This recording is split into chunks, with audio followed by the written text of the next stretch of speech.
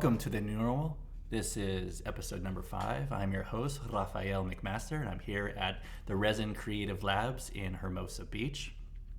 Today's topic is going to be the first of this series of creative wisdom tools. So we'll be talking about the tool of acceptance. But before we go into that, we're going to do a quick refresh of what we talked about last episode, because it really lays the groundwork for us being able to get the most out of these tools, right? So the two foundational lessons that we teach our students here before we go into the tools, right, are you have an inside world and an outside world. And that inside world consists of your thoughts, ideas, feelings, imagination. You know, you close your eyes, all the stuff that's on the inside. Check. And we have an outside world. Cool. Everything that's out in reality.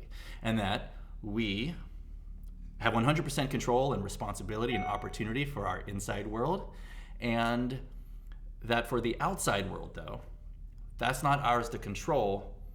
That's the universe's. That's God's or higher power or the laws of science or whatever it is that you define for yourself, you believe controls the universe or is your higher power.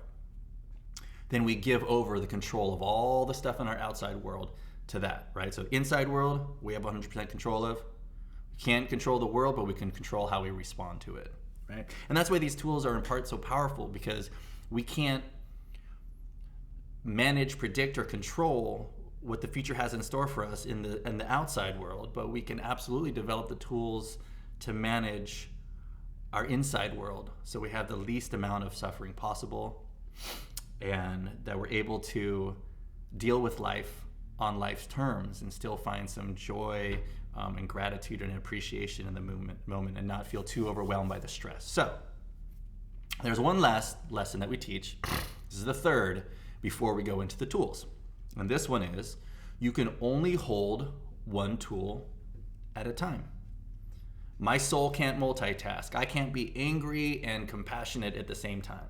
Right? I can't hold my suffering and my service at the same time. And so this becomes a really valuable lesson in that we now know by holding the tool acceptance, which we're going to learn more about today, then we're automatically not holding our frustration at the same time, right? Okay, so now acceptance. The way that we're going to define acceptance as a tool is accepting life on life's terms. And I've heard it said that acceptance is the answer to all my problems today, because when I am disturbed or stressed out or suffering, it's because I find something in my life unacceptable. And the story that makes me think of this just happened, 30 minutes ago. I was texting my producer Aiden about some ideas for music, intro, outro music, and I'm walking my dog Nika, and I step in dog crap. Brand new Air Force Ones, right? And so in that moment, okay, this just happened, 30 minutes ago, I step in the dog crap, and all of these different things come to the surface of I can grab onto, right? I can grab onto, I'm frustrated because these are new. Oh my gosh, how am I gonna get this out? Who is it that's letting their dog crap around here in a public space and not picking it up, right? I start feeling resentful for that potential person that I would never know and I'll never get to meet. And all 4 of those things hit me at once, right? Frustration, it smells bad, how am I gonna clean it? And going back to my soul can't multitask, right? The tools I'm grabbing in that moment are tools of suffering, frustration, irritation. And here's what I love about the tool of acceptance. Whenever I'm feeling any of those negative suffering tools, frustration, irritation, annoyance, anger, then I know in that moment, cool, right now is a good time to pick up the acceptance tool. That's my trigger. That's what lets me know, okay, cool, now let me go pick up acceptance. And of all the tools that we're gonna go through together, acceptance is the tool that I use the most. It's my Swiss Army of tools. I use it 20 times a day. Whenever I feel anything that I don't wanna feel, negative, frustrated, anxious, irritated, I go, cool, how can I find acceptance around this situation, right? And so having acceptance for the situation doesn't mean anything except I accept reality as reality. I accept that I stepped in dog crap. Okay. Now I can be part of the solution. And that's it. It's that moment of pause where I allow myself to pivot from negative frustration. I accept reality as it is. Now let me work on solution or go towards gratitude or do something else or redirect my attention.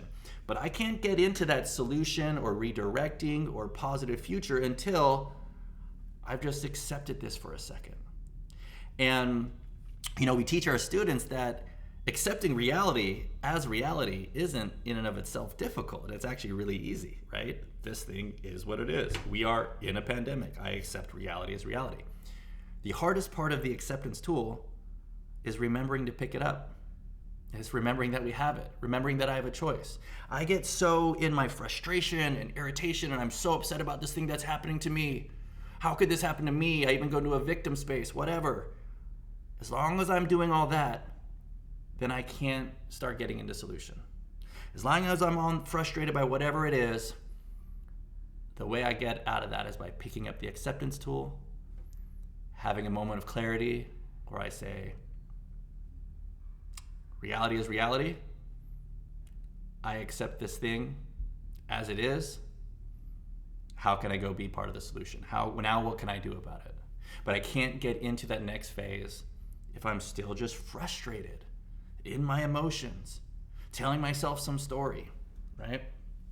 And so, in part why we teach the previous lesson and the importance of having some sort of connection to whatever it is you believe controls the universe, right? Some sort of connection to some higher power, and if it's not spiritual anyway, and it's just the laws of science, okay, the laws of science, right? But here's what acceptance looks like if you believe in the laws of science. It looks like, this actually happened. I cannot fight this because it is reality. It is time unfolding in the material plane. It is reality. I accept that as real. Now let's be part of the solution. And if you have a spiritual higher power, you can say, nothing happens in God's world by accident. Or everything happens exactly as it should, right? And it's that surrendering. It's that letting go. It's that humility to say, I'm not in control of the whole world. I'm in control of the thoughts and ideas and the space inside of me.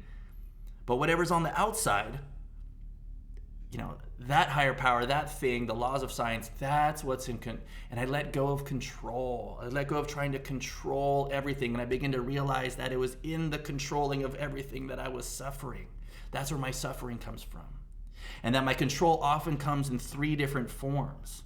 If I'm suffering, if I hit the pause button, I can go see where either I'm saying the word should inside my mind, this person should behave this way, that person should pick up after their dog. Or I have expectations, and oftentimes I'll have expectations that I didn't even tell the other person, but I thought it in my head, and I expect them to go along with what my expectations were. They don't even know that I had one. So, should, expectations, and control.